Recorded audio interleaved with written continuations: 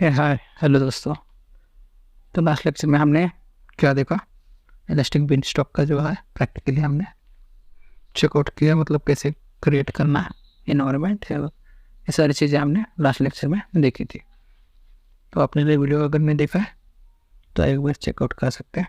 तो आज हम सीखेंगे IAM जो होता है AWS का, इन आइडेंटिटी एंड एक्सेस मैनेजमेंट क्या होता है और किस चीज़ के लिए उसको हम यूज़ करते हैं। ठीक है, ये सारी चीज़ें हम ब्रीफली जानेंगे। ठीक है, उसके पहले हम उसका थ्योरेटिकली समझते हैं, फिर हम उसका प्रैक्टिकल भी करेंगे।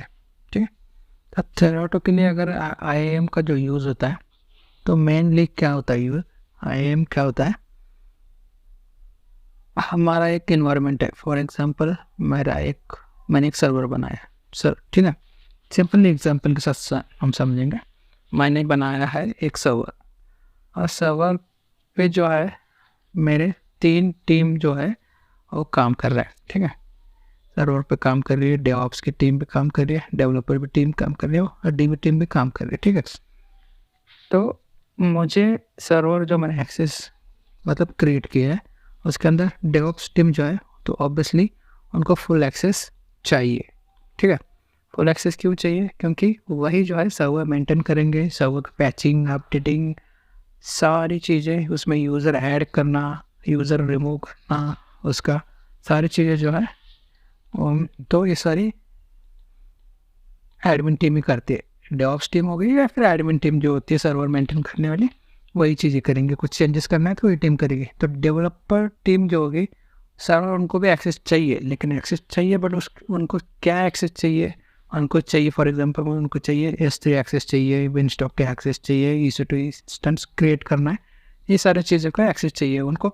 यूज़र ऐड करना, यूज़र को डिलीट करना, यूज़र को परमिशन देना, ग्रुप पॉलिसी क्रिएट करना, ये सारी चीज़ें जो चीज़ें हैं उनकी ज़रूरत डेवलपर को नहीं होती है। ठीक है, तो और साथ में DB टीम जो है, DB टीम जो होती है वो इंस्टेंस क्रिएट नहीं करेगी, या फिर S3 एक्सेस जो होता है ये सारी चीज़ें पर वो ज़्यादा डील नहीं करेगी। वो क्या करेगी? DB रिलेटेड एप्लीकेशन जो होते हैं, RDS हो गया या MySQL हो गया, पोस्टग्रेस हो गया, DynamoDB हो गया, तो इन्हीं चीज़ों के साथ वो ज़्यादा टाइम स्पेंड करेंगे और उसी के लिए उनको एक्सेस चाहिए। अगर मैंने DB टीम को अगर मैंने एक्सेस दे दिया, फुल एक्सेस दे दिया AWS का, मैंने जो सर्वर क्रिएट किया, तो क्या होगा? ठीक है, हो गया उसका काम, सर्वर का काम तमाम हो गया वहीं पे। ठीक है, सिमिलरली डेवलपर टीम को अगर मैंने DB का एक्सेस दे दिया तो ऑब्वियसली कुछ सिक्योरिटी कंसर्न होता है, नॉट मच।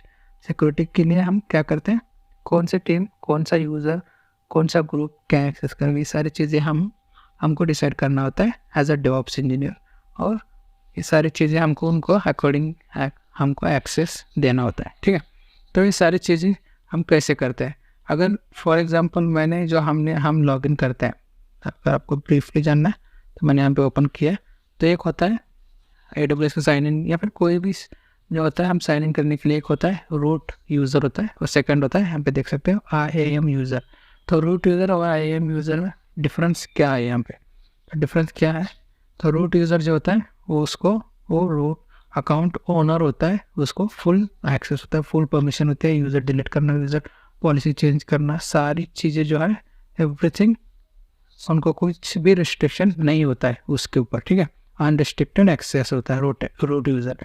अगर मेरे सभी टीम के बंदे जितने भी है, सभी को अगर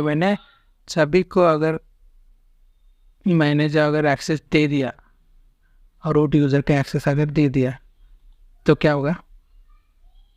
विदिन 1 मिनट मेरा सर्वर डाउन।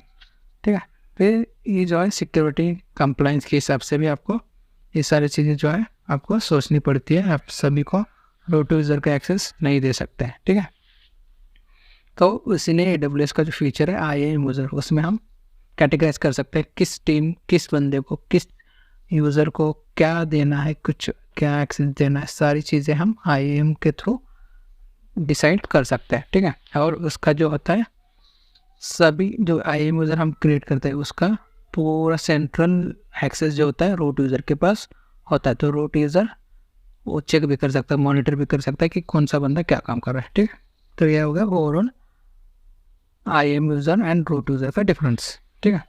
तो जैसे मैं रूट यूज़र पे क्लिक करता हूँ तो यहाँ पे मुझे बेसिकली मेरा जो ईमेल आईडी वो पूछेगा, फिर बाद में मेरा पासवर्ड जो है वो पूछेगा, ठीक है। जैसे मैं आई एम यूज़र पे क्लिक करता हूँ तो यहाँ पे कुछ डिफरेंस दिखता है, ठीक है।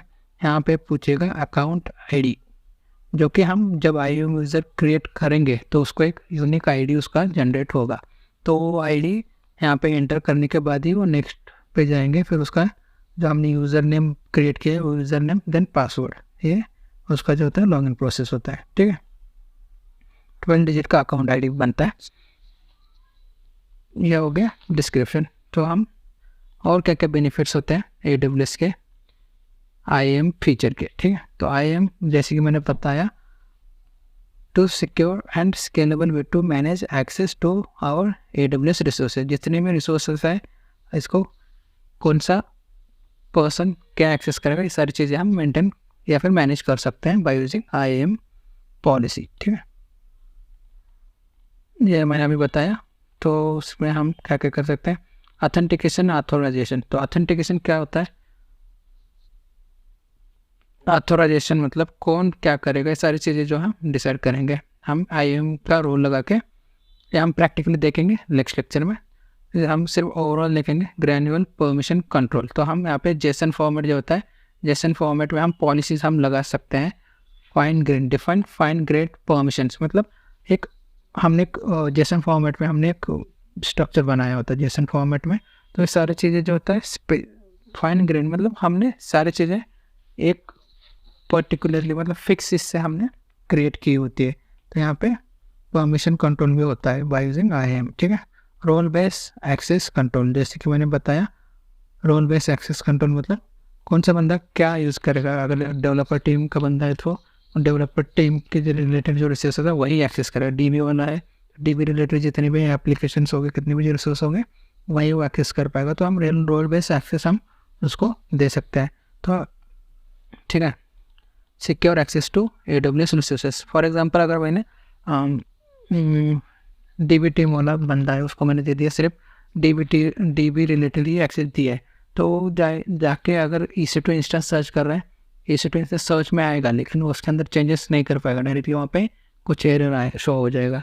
सिमिलरली अगर वो कुछ S3 बकेट या फिर कुछ स्टोरेज ऐड करने की कोशिश करें तो उसको एक्सेस नहीं मिलेगा। ये सारी चीज़ें हम तो इससे क्या होता है, सिक्योरिटी अपनी बढ़ जाती है। तो कोई भी बंदा किसी और रिसोर्स का इस्तेमाल नहीं कर पाएगा। आइडेंटिटी फेडरेशन, तो ये क्या होता है, हम आइडेंटिटी कौन क्या यूज़ कर रहे हैं, कौन से क्रेडेंशियल का सारी चीज़ें जो है हम यहाँ पे मेंटेन कर सकते हैं। और मेन चीज़ जो होता है ऑडिट एंड कंप्लाइंस में IAM रोल, जो IAM जो होता है बहुत मतलब रोल अच्छा होता है उसका। क्या मतलब यहाँ पे audit and compliance, for example overall जो कंप्लाइंस के रिलेटेड अगर आपको चाहिए तो हम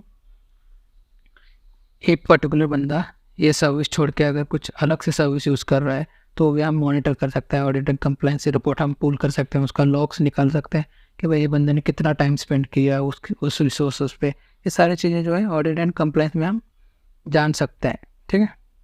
centralise managed across AWS account, तो जैसे कि मैंने बताया जो रूट अकाउंट जो होता है by using the root account हम सेंट्रलाइज सारी चीज़ें जो है हम एक ही जगह पे फॉर एग्जांपल अगर मैंने 100 IAM यूज़र बनाए हैं तो 100 IAM यूज़र में पर्टिकुलरली उसको लॉगिन करके फिर उसका चेक करना है। तो ये सारी चीज़ें हमको नहीं करनी पड़ेगी, हम सेंट्रलाइज जो है रूट अकाउंट से हम सारी चीज़ें हम मॉनिटर कर सकते हैं, ठीक है।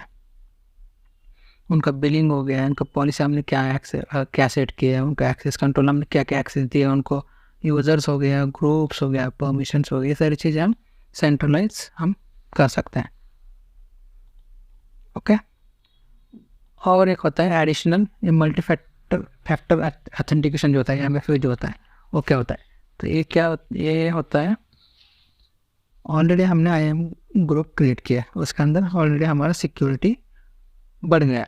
लेकिन फॉर एग्जांपल मेरा पासवर्ड, मैं एक IAM यूज़र हूँ, मेरा पासवर्ड और यूज़र नेम और अकाउंट ID जो है मेरे कॉलीग को पता है, तो वो ईजीली क्या कर सकता है, मेरा लॉगिन डिटेल्स लेके एक्सेस करके मेरा सारा डेटा जो है उसको जो रिक्वायर्ड है वो सारी चीज़ें मतलब डेटा ब्रीच हो सकता है। तो इस केस में एडिशनल सिक्योरिटी के लिए हम क्या लगा सकते हैं, या MFA जो होता है मल्टी फैक्टर ऑथेंटिकेशन, उस यूज़र को लगा सकते हैं। तो उससे क्या होगा, उससे डबल सिक्योरिटी जो है जनरेट होगी।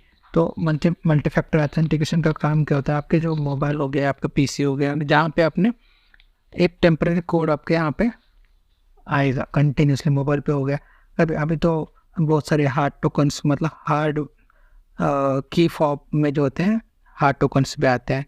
For example RSA hard tokens है, ये जो हार्ड टोकन होता है, हार्ड टोकन भी होता है मोबाइल एप्लीकेशन में, सॉफ्टवेयर भी एप्लीकेशन भी होते हैं।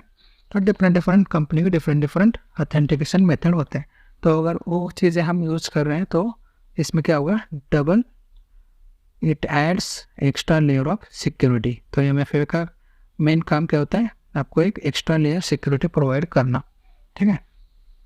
ओके, तो ये भी कैसे करना है, हमको ऐड कैसे करना है, ये भी हम सीखेंगे in the practical. Multi factor authentication हम लगाएंगे, उसके लिए हम यूज़ करेंगे फ्री वाला सॉफ्टवेयर जो है प्ले स्टोर पे अवेलेबल है, गूगल ऑथेंटिकेटर। तो आप चाहिए तो आप डाउनलोड भी करके रख सकते हो। तो नेक्स्ट वीडियो में हम देखेंगे कैसे उसको यूज़ करेंगे, और ठीक है। ओके, तो थ्योरेटिकली के लिए इतना ही, तो प्रैक्टिकल में हम इसमें डीप में डाइव करेंगे, ठीक है। चलो बाय बाय, इस वीडियो में इतना ही, गुड नाइट।